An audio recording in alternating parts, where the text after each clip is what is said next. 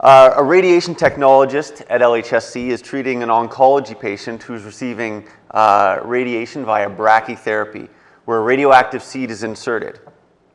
So the procedure's done, patient's gone, the radiation technologist walks into the room and is cleaning up the room for about 20 minutes when they realize when the applicator came out, the radioactive seed was still in it.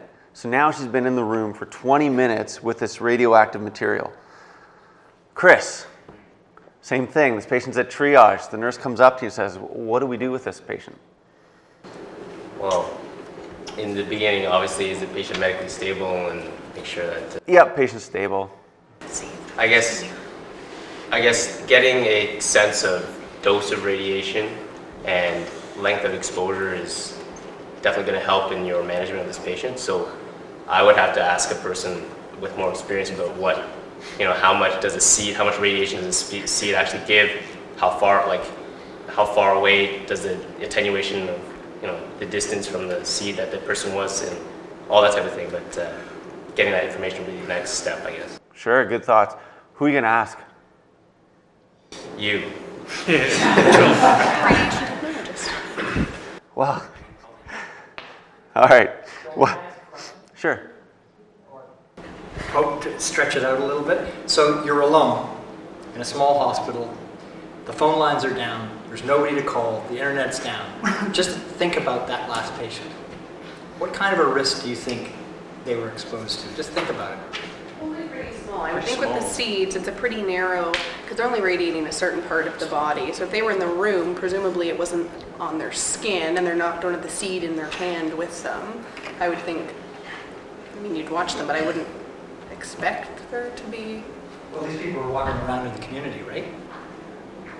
So either we're all being irradiated, or it's relatively safe. I know nothing about the dose, but if you just think about it, I would think that would reassure you a little bit. It doesn't end there.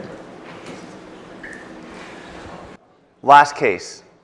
There's an explosion downtown London at the courthouse. The emergency response crew's on scene, and they have concern that may have been a dirty bomb. So what's a dirty bomb, and what's our role in the emerge going to be? And we'll talk about this one a little bit later. I won't grill anyone on that one. Today we're going to talk a little bit quickly about radiation. First, we're going to do a little bit talking about the clinical relevance of why we need to talk about this. We're going to do a little radiation 101, talk about radiation injuries, prognosticating radiation exposures, management, and then if you sleep for everything else, there's 2 slides at the end are the take-home points, and that's pretty much the biggest things we need to take away today. So when we're talking about clinical relevance, if there's a radiation incident, it's the frontline responders who have to care for the exposures and the contaminations. And who's that? It's EMS, it's emerge docs, and emerge nurses. Radiation incidents are also one of these things where it's a low probability of occurring, but if it does, has the potential to have high consequences or have high risk. And many medical personnel feel unprepared for radiation incidents. So in clinical toxicology this year, there was an article where they surveyed emerge docs. And those who had radiation training in the last 5 years, about 50% of them said, yeah, I feel sort of comfortable caring for a radiation patient, kind of. I feel kind of comfortable decontaminating them or diagnosing acute radiation syndrome. A few less, about 33%, felt comfortable diagnosing internal contamination. But if you haven't had any radiation training in the last 5 years, you're looking at 5 to 15% of people feeling comfortable caring for these patients. So unless we've talked about it, we don't really feel comfortable dealing with it. And why is it clinically relevant? Well, there's been the big situations like Hiroshima and Nagasaki in 45, where massive devastation and significant radiological effects. There's the first civilian nuclear release was in Britain in a nuclear reactor in 57. In 66 to 85, there's a bunch of incidences where the American military or Russian military had nuclear accidents or plane crashes with nuclear cargo, submarine explosions, nuclear test sites. 79, there's 3 Mile Island in New York. 86, Chernobyl. 87, in Guyana, Brazil. A junkyard dealer found this it was a radiation therapy machine with cesium chloride in it. So he brought it home, put it on his kitchen table, opened it up, and the kids saw this blue material and it looked amazing. So they are all rubbing it on their hands and carrying it across several blocks in the community. They had to destroy several of the blocks. 4 of the kids died within a month, and 25 years later, they're still dealing with radiation effects in some of those people. In Tokaimura nuclear power plant in Japan, they had disasters in 97 and 99, and then the most recent one was Fukushima with the tsunami. So if you look at the map on the left, this is the radiation fallout from the Chernobyl accident in '86. And then you look at the map on the right, well, those red dots each show a nuclear reactor that's all within about 200 to 300 kilometers of London, Ontario. You know, I will make the point here, though, that I think the most comparable event was probably 3 Mile Island to something we would have with these. And in 3 Mile Island, there was no documented cases of cancers or no documented deaths because of the containment they were able to have there. All right, the one case we talked about, dirty bombs. Well, what's a dirty bomb? It's essentially a mix of explosives with radioactive powder or pellets. And they get the radioactive material from industry or from hospitals. And essentially set off the blast and it spreads the radioactive material. You know, there's a lot of people in the disaster preparedness circles who believe that this is the biggest threat in the upcoming years, more so than chemical or biological weapons. And finally, the number one cause of radiation injuries actually happen from hospitals and industry. So in industry, we know how we use radiation and where it comes in hospitals. But in industry, you can use X-rays to kill bacteria in packaging foods.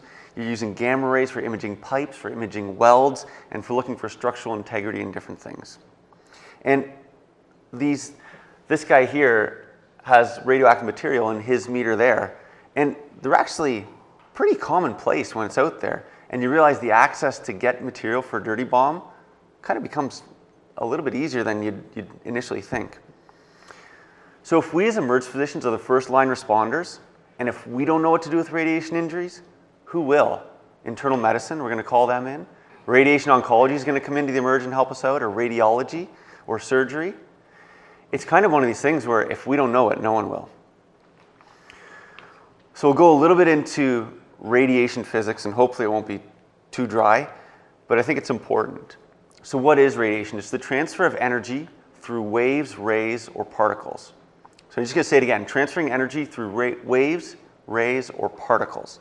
And radioactivity is when a substance loses particles or energy and it's lost from an unstable atom that's spontaneously decaying. And decay is when you get spontaneous transformation from an unstable isotope to a stable one. So we talked about particles and rays, and that's how we end up with radiation.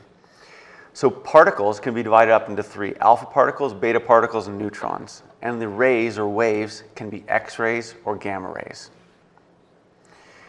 So an alpha particle is a charged particle. It's made of 2 protons and 2 neutrons, and it's emitted from a heavy nuclei like plutonium. It can only penetrate in air about an inch, and it can only penetrate a few micrometers in our skin. So we can be protected from alpha particles by just our clothes or a piece of paper. It has pretty negligible biological effects if we have external exposure, but can have significant damage if we get internal exposure, like an inhalation, ingestion, or it enters a wound. Beta particles are electrons that are emitted from nuclear isotopes, like tritium or strontium as examples. It can penetrate a few meters in air, a few millimeters in tissue, and we can get protection from a thin layer of plastic. The biological effects can be, some basal layer of skin damage, like a radiation burn, and it can cause, again, damage if it's inhaled or ingested. And then neutrons. Neutrons are uncharged particles emitted during fission. Well, we don't really experience fission a lot unless you're in a university lab or in an atomic bomb. So we're not really going to talk about neutrons at all. The only thing I'd say is the interesting thing about a neutron is if a neutron strikes a substance, it can actually cause that substance itself to become radioactive. So those are the particles, and we can forget neutrons. Then we're dealing with waves. So when you look at the electromagnetic wave spectrum, the waves we're concerned about are X-rays and gamma rays, and they're on the far right. So they're short wavelengths, high frequency, high energy. The rest of the electromagnetic spectrum is non-ionizing radiation.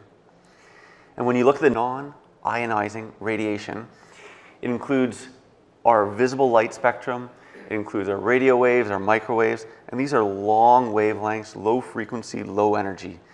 And at worst, the adverse effect is going to be a local heat production compared to our ionizing radiation, which can damage DNA and cellular components.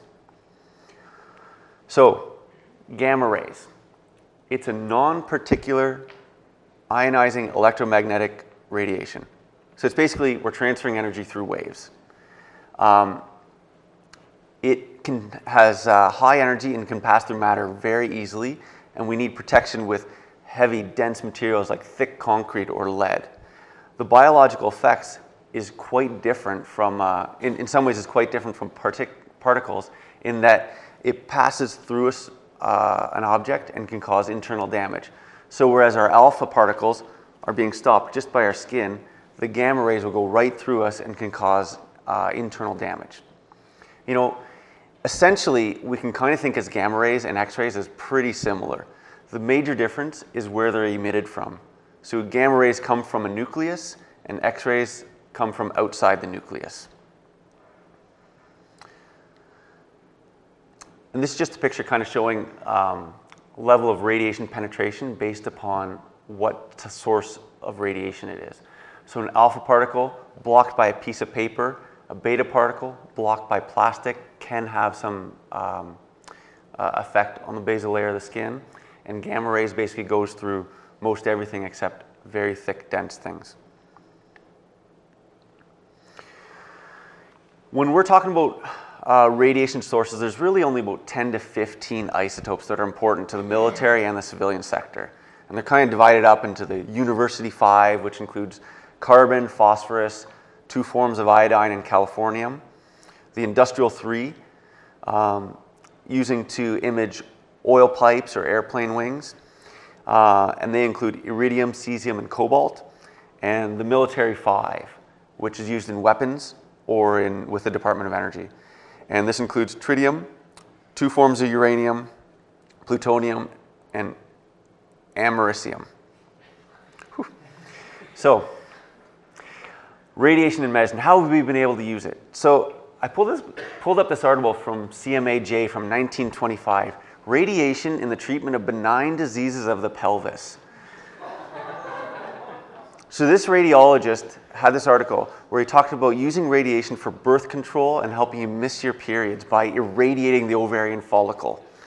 It's also very effective for menorrhagia. You just radiate the ovaries, but it's also effective if you radiate the thyroid or the spleen. And the quote from the article said, "The fact cannot be too strongly stated that there is probably no therapeutic procedure which is so certain in its effects and so satisfactory in the vast majority of cases as use of X-rays or radium in this type of disturbance of the menstrual dysfunction or menstrual function." And to be clear, when they talk about radium, they talk about inserting radium in the female reproductive organs. He also went on to talk about another article that said back in the 20s, I'm not sure, there may be effect on pregnancies when we use X-rays on these pregnant women, because one article talked about 10 out of 20 fetuses being injured or destroyed with X-rays. And this article said, you know what? We use X-rays widely in Canada. If they were harmful, we probably would have seen it already. So let's go to the BMJ in 1926, method of treating asthma by radiation. So in this article, they had a method using radiation where it improved asthma in 21 of 21 patients. The youngest patient they treated was a 4-year-old. The dose they used was half the dose you would use for radiating breast cancer. And if you want to know what the dose for breast cancer is, it's the maximum tolerated radiation dose. So basically, with these people, there's an unavoidable nausea and vomiting that comes with your radiation dose to treat your breast cancer. And just keep that in mind for a couple of slides later when we talk about the effects of radiation, that they were treating these people so that they started throwing up. Well, we probably got smarter over the years in the next few decades with radiation. Like in the 40s, when we administered radioactive iodine to 80 pregnant women, or in 45 to 47, when they injected plutonium in IV in 18 subjects. In 46 to 56 at the Fernald School for Mentally Retarded Children, school-aged kids age 1 to 11, they administered radioactive calcium, iron, and iodine supplements for nutritional studies and Cold War purposes. I don't know what that means, but that's sort of what they quoted in there. In 49, the Air Force intentionally released radioactive iodine to the environment. In 56, the Air Force asked their pilots to fly through the mushroom cloud of nuclear tests. 60 to 74, they had 200 cancer patients exposed to high levels of whole body gamma radiation, up to 200 rads. Just for context, an abdominal CT is about 2 to 3,000 millirads, or 2 to 3 rads. And you'll get varying doses on what they say, but an abdominal CT is about 2 to 3 rads, and these people were exposed to 200 rads. And then in Oregon, in the penitentiary system, they thought, well, let's just irradiate our prison inmates' testicles with x-rays. So what types of exposure can you get? You can get irradiation, contamination, or incorporation. So irradiation is ionizing radiation that passes through a nearby object. The object's irradiated but not contaminated, like all the people we send to CT or x-rays. They're irradiated, they're not contaminated. When they come back, they're not radioactive. Then there's contamination, where radioactive material actually covers an exposed surface. So you don't get contaminated with alpha or beta particles, but you can get contaminated with cesium or iridium, and you have the substance on your skin, and the substance actually emits the particles. So if you kind of think of it like being irradiated is like being exposed to light. It's just another different type of waveform. Whereas contamination, you can think of it like if you have a bottle of radioactive baby powder. When you're holding that bottle, you might get exposed to the radioactive waves, so you might get irradiated holding the bottle. But as soon as the cap comes off and you spill it all over yourself, now you're contaminated with actual radioactive substance. And then incorporation. So incorporation is when you actually inhale radioactive material, or it gets in through an open wound. And when you get it in an open wound, it can actually end up systemic because it gets in your bloodstream. Does anybody know who this guy is? Oh my goodness. I can't even pronounce the name and you know it by memory. Alexander Litvinenko. So he's a former KGB officer who wrote a couple books about Putin and the KGB that they really didn't like. This guy actually got poisoned by polonium, and polonium only emits alpha particles. And so when we talked about it, alpha particles only go like micrometers. So he actually ended up getting poisoned. So now he has these alpha particles being admitted inside. Very, very difficult to detect because you're not getting radiation passing outside of the actual body. And I think he actually, he died after about 3 weeks. So how do we measure radiation? We talked a little bit about it in terms of rads and CTs. The SI unit is the gray, and 1 gray is equal to 1 joule of energy deposited in 1 kilogram of tissue. The American unit, which we actually end up using a lot, is the rad. And 1 gray equals about 100 rad. So again, an abdominal CT, about 2 to 3,000 millirads or 2 to 3 rads. But it goes into a little bit more detail, and there's only one point I really want you to take out of this slide. But they talk about the Roentgen equivalent man. So each form of radiation has a different biologic effect. Lucky for us, the things we're going to run into mostly, gamma rays, X-rays, the effect is rated as a 1. So what you do is you take the radiation dose, times it by a weighting factor, and then that gives you the biologic effect. So an X-ray, it's 2,000 millirads, we times by 1, it's 2,000 millirems, okay? The takeaway from this is that if you have alpha radiation, it has a weighted factor of 20. So you get exposed to 1 rad of alpha radiation, it has 20 times the biological effect that X-rays do. So now our Russian gentleman ingested something that was emitting alpha particles, which has 20 times the biologic effect of X-rays. So the important part is, how does radiation injure us? You know, and Chris is bringing up great points about radiation. We get injured by radiation, and we need to look at 3 different things. We need to look at time of exposure, distance from the actual source, and shielding, how well we were shielded from the source.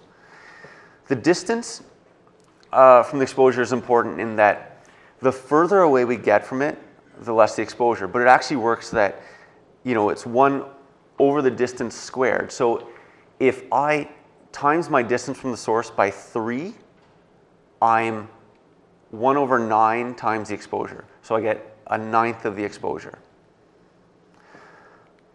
Does that make sense? The injury syndromes we can get from radiation is acute radiation syndrome, which can involve the hematopoietic syndrome, GI syndrome, pulmonary syndrome, or cardiovascular and CNS syndrome.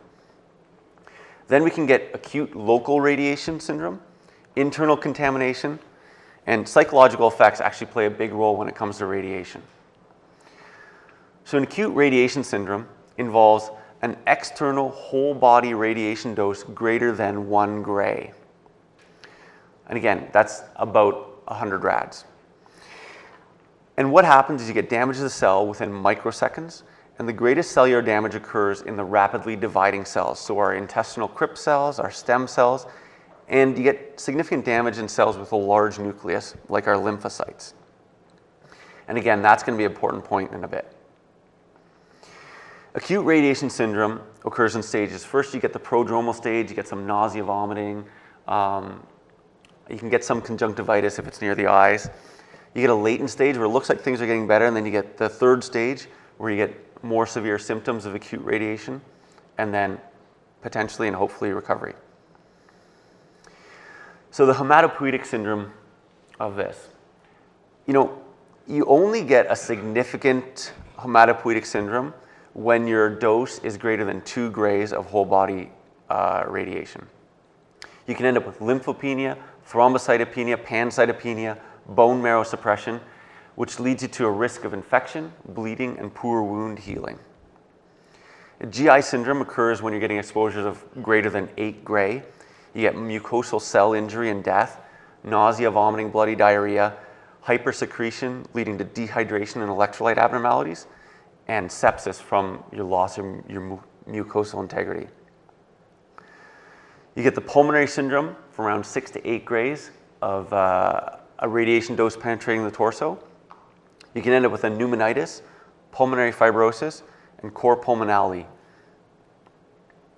And finally, with massive doses greater than 20 gray, you can get cardiovascular concerns where you get systemic vascular instability and shock.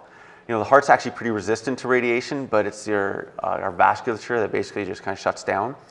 You can get CNS symptoms with hyperthermia, ataxia, loss of motor control, and seizures.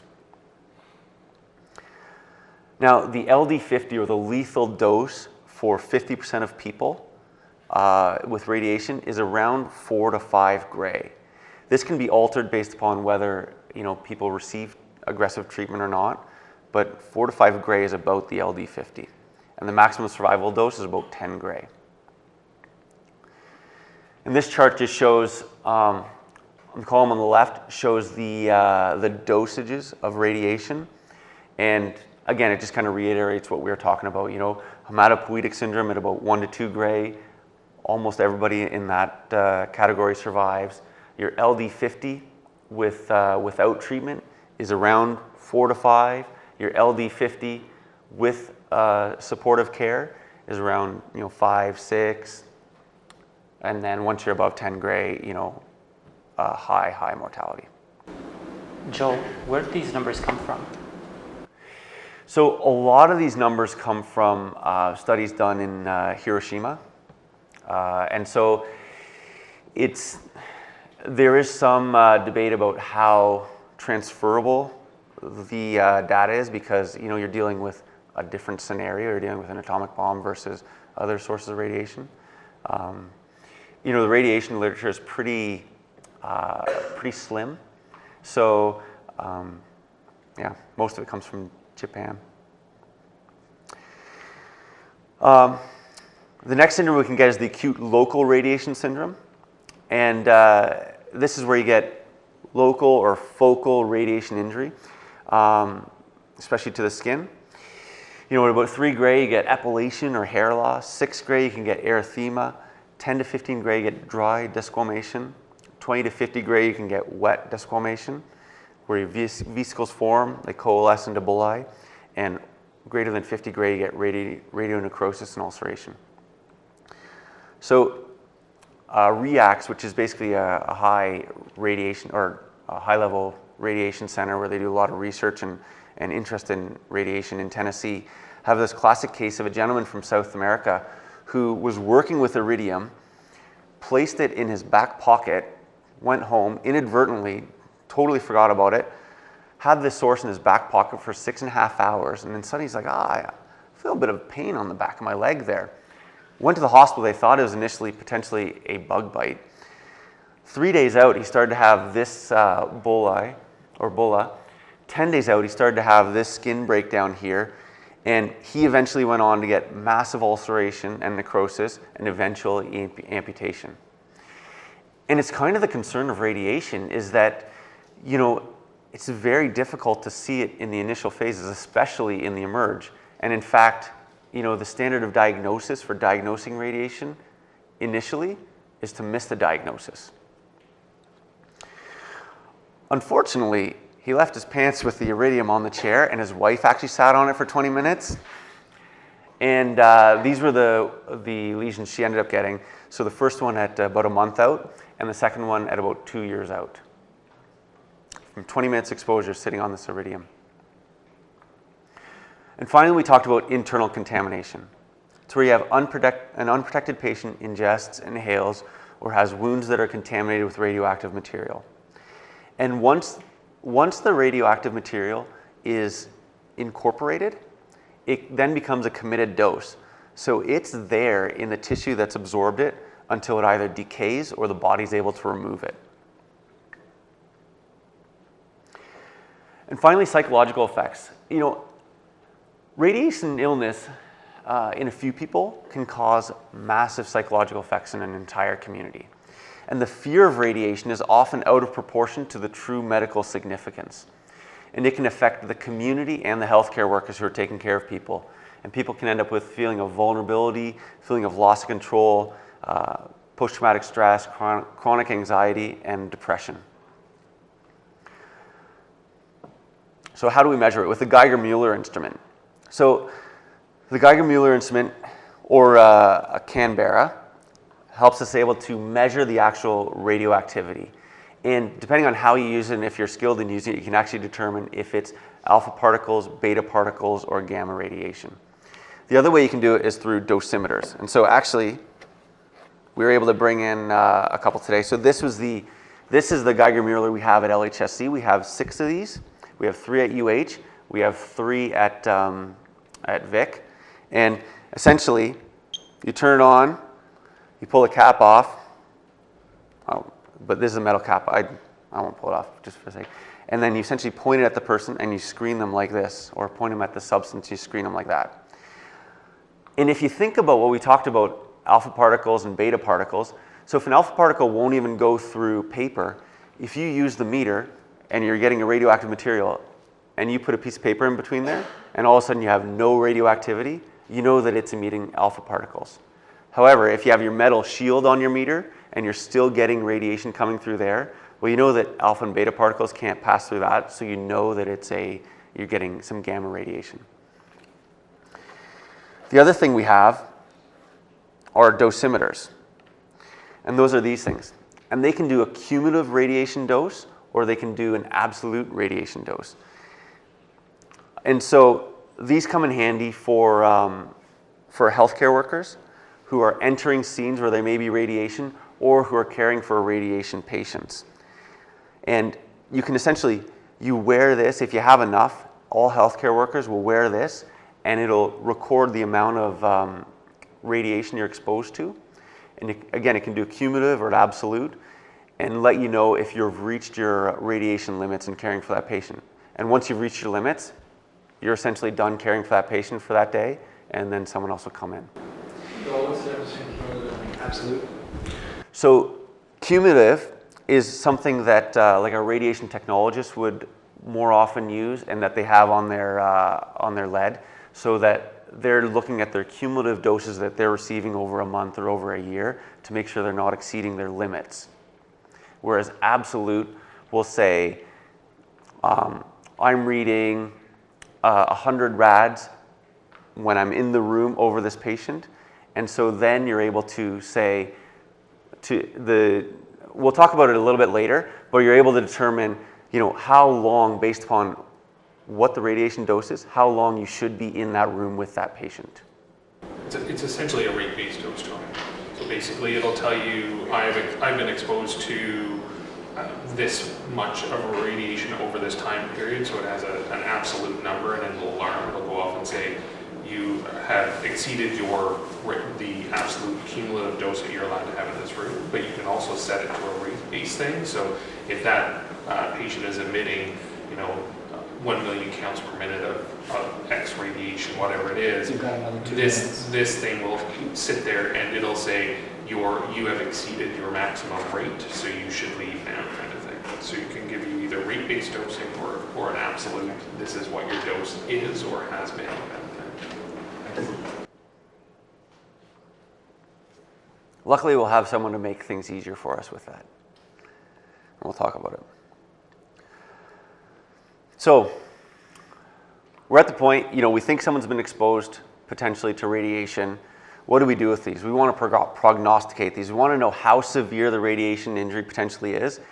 And prognostication scores also allow us a way to predict if radiation should even be suspected. Because in a lot of ways, if someone's been exposed to radiation or radioactive material, we can detect if you have a material on you that has that's emitting alpha or beta particles. But if you've been irradiated and are not contaminated, there's nothing that the meters are going to pick up, because there's no actual radioactive substance on you.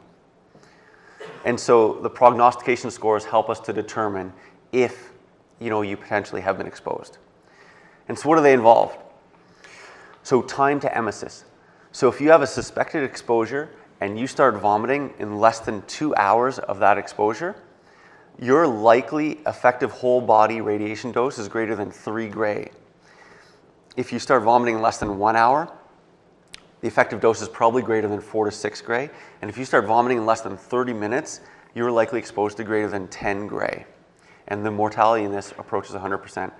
So if you go back to 1926, when you were irradiating cancer patients to the point that they threw up, you know that they were at least receiving a decent radiation dose. We don't know how long it took until they started throwing up, but we know that they got enough of a dose that they were throwing up. Another really important thing is the minimum lymphocyte count. We talked about how it has a large nucleus, so it gets affected by radiation. And so the more the radiation, the more your lymphocyte count will drop. And then they use this with another thing, looking at the neutrophils divided by lymphocytes. So normal neutrophils divided by lymphocytes would be about 2.2. And as that number climbs, your risk of a radiation exposure and the severity of the exposure increases. So looking at the lymphocytes, if your lymphocytes are normal after an exposure, probably wasn't that clinically significant of a radiation exposure. If your lymphocytes are between 500 and 1,000, you probably received around 2 to 4 gray of radiation. It's a pretty severe radiation exposure, and your prognosis is fair, whatever fair means. And if your lymphocyte count's less than 100, you're probably exposed to greater than 8 gray, and you have a high mortality. And this is just a graph showing the lymphocyte counts based on time after exposure and severity exposure. So what do we want to do to prognosticate them is basically, ask them if they vomited and do some basic blood work. We want a baseline CBC on patients, and we want CBCs every 6 to 12 hours. You can calculate the neutrophil to lymphocyte count, and amylase is actually highly associated with radiation as well, so we want a baseline amylase rate. When it comes to managing radiation patients, the top point is probably one of the most important points to take away from today. Medical stabilization is more important than decontamination. If we as emerge staff use our universal precautions, protective disposable clothing, our surgical gloves, shoe covers, if we need respirators or N95 masks, if we use these, our exposures when caring for patients is actually pretty minimal. Second thing is decontamination. If something happens, you want to decontaminate the patient at the scene if possible by removing the clothes and placing the clothes in plastic bags and soap and water all exposed skin. If you can't contaminate at the scene, you want to at least try and remove the clothes before they get into the hospital. And by simply removing the clothes, we've reduced contamination by about 90%. So now, if you think about it, we remove the clothes, you reduce radiation exposure by 90%, and then we wear our universal precautions. It's pretty safe for us to be treating these radiation patients. And if you're off scene, call the hospital for preparation. In terms of hospital preparation, every hospital should have a designated radiation safety officer. And in our hospital, it's Janine Riffle. And the role of radiation safety officer is to monitor the radiation levels of the patients and the healthcare workers, and to route patients in ways into the emerge to minimize contamination and to supervise cleanup. And so this is where, it's important for us to wear our dosimeters. And it's probably a good idea to have a good idea what they're saying. But in the end, if we have a radiation incident, someone like a radiation safety officer will guide us in terms of how long you can be in caring for a patient and looking at the dosimeters. Yeah. So this is someone who would show up with dosimeters if something like this happened and be like, here, put these on, wear your PPE, that kind of thing? So there's radiation response teams at both sites, Vic and UH, and they're on call 24/7. And what the CBRN team is moving towards is having people trained so that at all times there will be people actually on site who have some training in this to be able to perform decontamination, and I think they'd have access to the...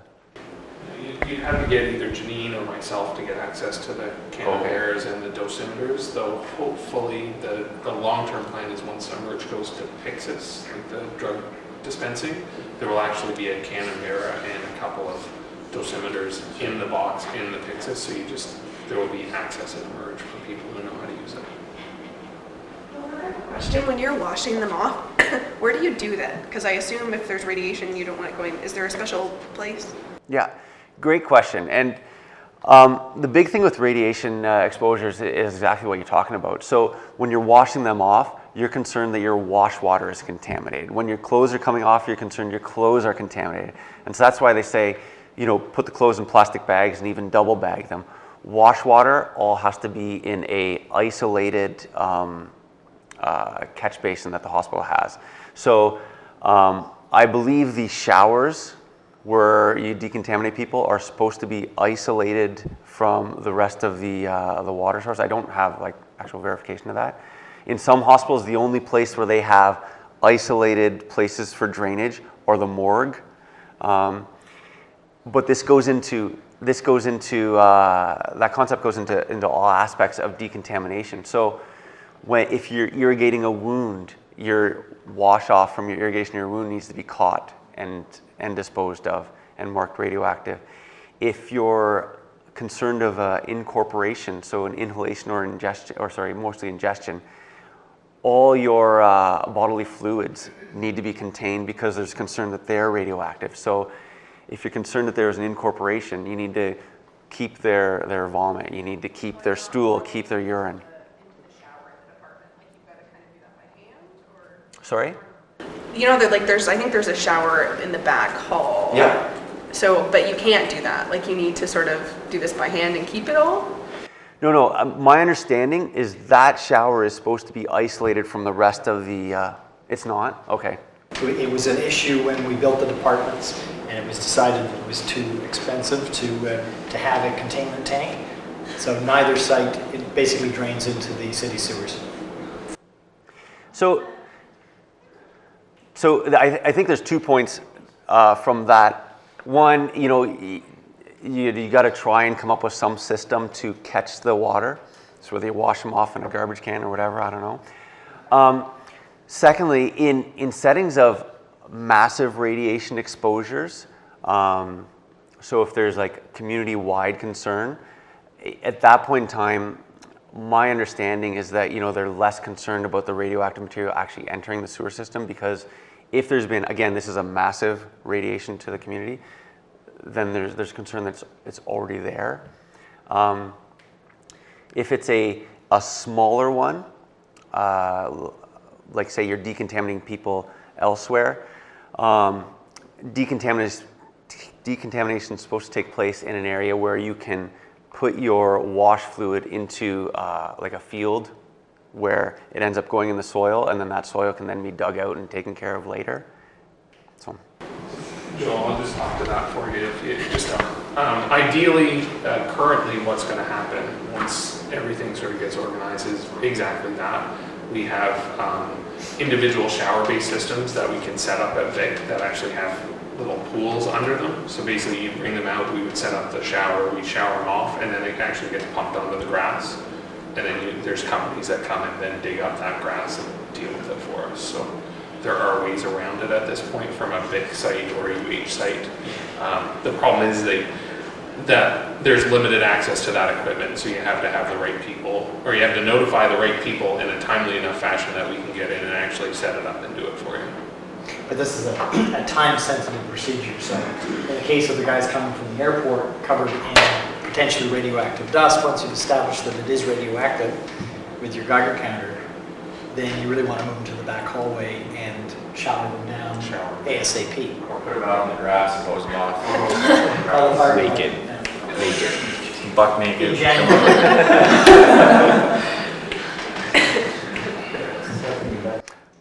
All right, so when we're talking about decontamination, coming to emerge, you want to route these people through alternative entrance, and ideally through a decontamination tent. And I think we're speaking to that point already. If you have time to set up the tent, that's great, then we can do that. The trouble is that sometimes people are just walking in with concerns and you don't have the time to get things set up. Again, LHSC is moving towards the goal of getting this to be a much quicker procedure over the next year or so. Removing the clothes, trim the hair, trim the nails, and then after you've decontaminated the patient, go over them with the Geiger counter again. And so if the Geiger meter is reading less than 2 times the background radiation, the patient's fine. But as you can see with the Geiger meter, you can go over the patient, and if you get to a spot that's higher, you need to decontaminate that area better. And that can be done even with just baby wipes, just wiping off the area. So open wound treatment. You want to irrigate, and like Nat was talking about, soap and water into disposable surgical drapes and keeping the water separate. Remove dirt, debris, and dead tissue. And you actually want to do primary closure of the wounds to prevent infection. Because as we talked about, if they have a hematopoietic syndrome, their cell counts are going to drop in the next days and weeks. So you want to get this closed to prevent infection. And if a surgery needs to be done, you want to get it done within the next 48 hours, because after that, you're going to run into trouble with your blood cell counts. Antiemetics, they're vomiting. Ondansetron is shown to be best in that setting. If they end up with acute radiation syndrome, watch the fluids, watch the electrolytes, And if there's any sign of infection, again, we're thinking these people are going to get neutropenic and lymphopenic antibiotics. If there's internal contamination, you can use some blocking agents and some chelating agents. So a blocking agent will saturate the tissue with non-radioactive element, reducing the uptake. So potassium iodide is given for radioactive iodine poisoning. Chelating agents bind metals into complexes that prevent tissue uptake. So penicillamine for radioactive lead. And you can call poison control for some guidance on this. Again, they don't have a lot of experience with it either, but it is a place to go.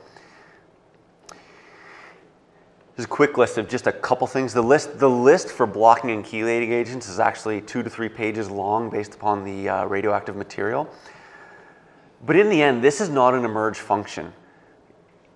In most cases, we're not going to know the radioactive substance. And what's going to happen is our radiation safety officer is going to take a sample of the substance, send it to spectrometer, figure out what the source is, and then give the appropriate medications based on that. So this is something that's more going to happen in the ICU or if they're admitted.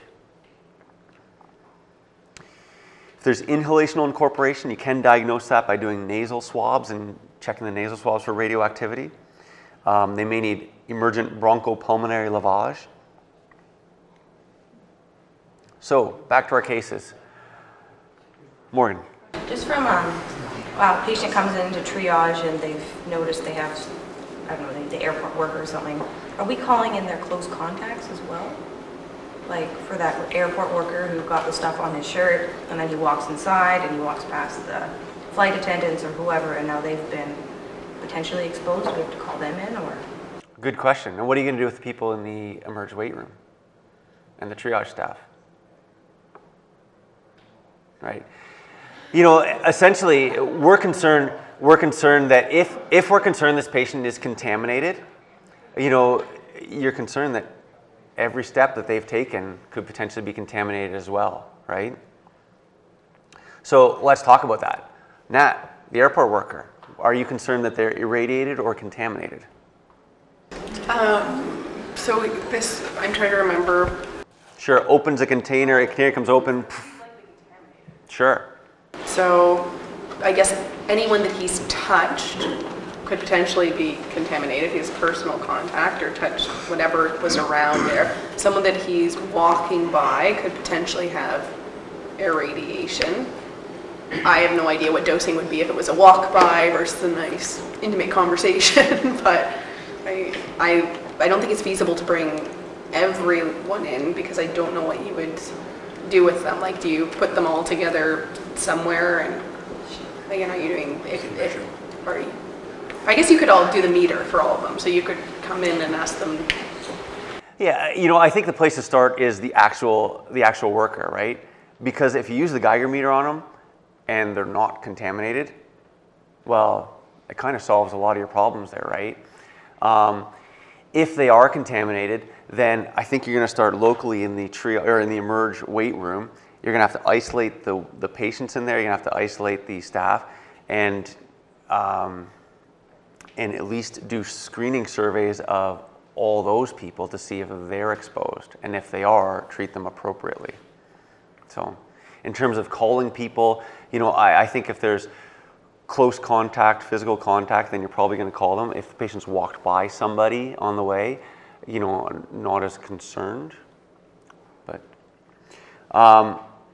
for the radiation technologist, Chris, radiation or contamination? So that was just left in the the wand, just the instrument. So it just being irradiation at that point. Yeah. So what are you going to do with that? Well, you have to see. So being irradiated, they're not going to be actually irradiating themselves any radioactive material or not. They're not going to be a threat for further radioactive exposure to other people.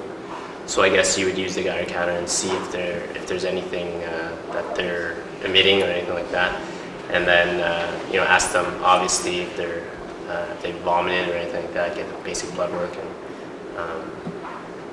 go from there. I guess that's what I was starting with. Yeah, and I think that's pretty reasonable. You know, I think some baseline blood work It's pretty reasonable. You know, I think in the end, I think if there's questions, calling a radiation safety officer and saying, hey, you know what, there's been this exposure, or, you know, if they are with the radiation oncology, having someone look at the radiation of the substance that they were using, plus the time and distance, like what you're talking about, to sort of give you an estimate of a potential exposure, I think is reasonable. Do we really have to do anything in that case? You know, potentially not, but I mean, you know, I think doing baseline blood work on this patient is probably a worthwhile effort. To cover yourself or to treat the patient? Sorry. Yeah, no, I mean, fair enough. John made a very good point that people are walking around every day with tons of these. I don't know how many are used, but there's probably dozens. And just stand in the room, you're probably getting more radiation from the microwave. I wonder if in this particular case, they would benefit from following up with occupational health. Yeah. Right, rather than... And they should have their counter anyway. Yeah, I mean, I don't think there's a big area. role for emerge from our standpoint necessarily in this particular case. I mean, if it's a different case, it's something else, but occupational health, I think, would be a good first approach. Yeah. All right, dirty bombs. We talked a little bit about that. So if there's an outdoor explosion, most airborne radioactive dust will be settled within about 10 minutes. You want to evacuate people to greater than 500 meters in all directions. And ideally, you want to set up an incident command post. So a lot of this information comes from the States where they are like big on their incident command post responses. And I don't know how aggressive London is with an incident command post, but if we have one, set it up. And again, start a radiation screening survey on scene. And this is a little kid actually from, this is actually from Fukushima in Japan, where they're actually screening this kid for radiation. And what do? Remove the clothing. Again, eliminates 90% of contamination. Inhalational protection, so for healthcare workers, you know, having a respirator or an N95 mask, for the public covering their mouth and nose with a handkerchief. If there's been a low radiation contamination, a lot of these people can actually decontaminate at home. And there's handouts and sheets you can give them that kind of tell you how to go through that and what to do. This is basically a flow sheet for response to dirty bomb type activity. So if there's been an incident, the first thing is decide, you know, could radiation be involved or not? If there is, control the scene, set up a safe area, rescue the injured, call the local authorities that need to be involved.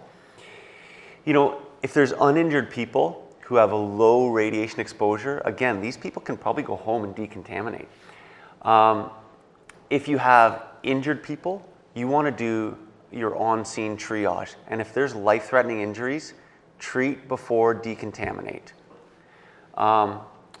If there's not life-threatening injuries, check for contamination. If they're contaminated, decontaminate. Otherwise, you know, we can send them to the hospital or send them to where they need to be treated. Big chart, all for really one point. And it kind of gets to what John was talking about a little bit, but more in a dirty bomb setting. If you just look at the orange row there, this is something that the radiation safety officer would be using in a setting of a response to a dirty bomb. But the principles apply to caring for radiation exposed patients. So if you're in the orange zone where you're receiving 1,000 millirems per hour, the radiation safety officer is going to know sort of what zone that is, what the rate of radiation exposure it is. And they're going to keep tracks on the patients ideally. And your goal or your limit is going to be about 5 hours.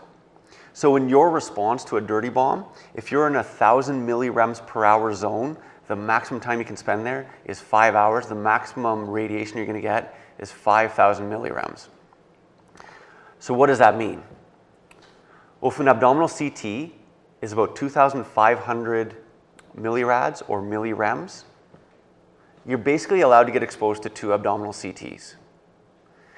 And the takeaway from that is that, you know, when we're responding to radiation incidents, as long as we're keeping track of the radiation we're receiving, you know, the amount of radiation we're receiving is not going to be the vast amounts that, you know, most people would think. You know, at most, we're going to get 2 abdominal CTs. Joel, quick question. So is that a daily exposure limit? Is that a weekly exposure limit? Is there a time period on there? So if you're with a patient who's contaminated or has been exposed every day for 5 hours, I suspect your risk would be different if it's, you know, you're with that patient for 5 hours once a week. Is there any kind of time limit? That's a good question. I don't have the exact answer, but I think that is, I think that is your involvement in that patient or in that incident, is my understanding. Yeah, it's situational specific, but generally they would say that once you hit that dose, you're done for that event. So perhaps it would be, I mean, if this sort of thing ever arises, it's probably better to send the older people back in for a second go-round. I like it. No, but seriously, because when we think about, you know, if you irradiate, if you did the abdominal CT in a child, they've got 70 years to develop a cancer.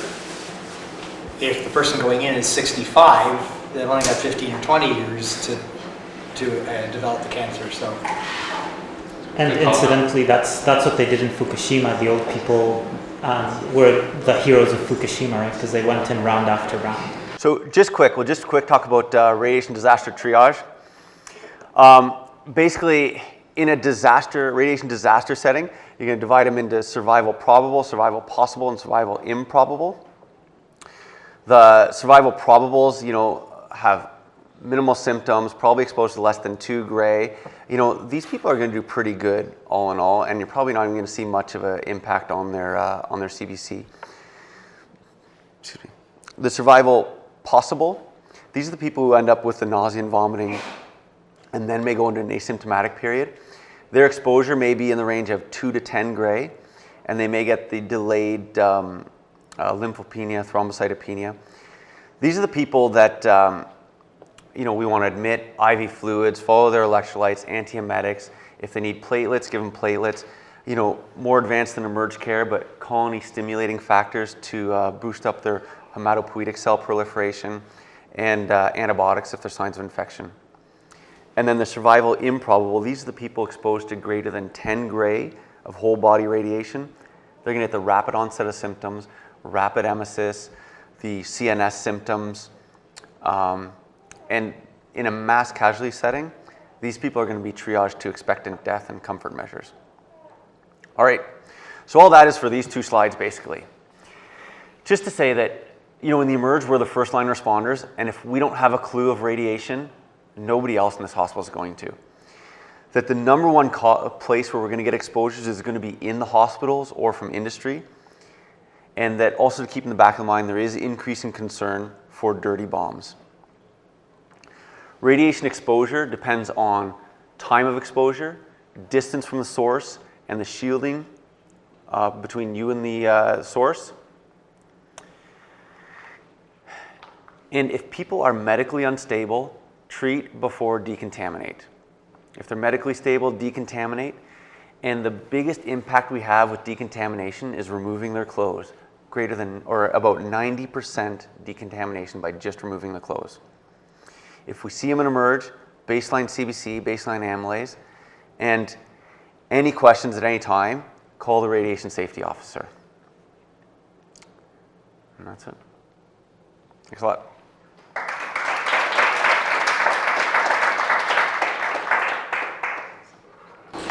Joel, do you know if the London Fire Department, who would be amongst the first to respond to an explosion situation, carry Geiger counters sort of in the front lines? Yeah, Mike and I were talking about that, and I'm not sure.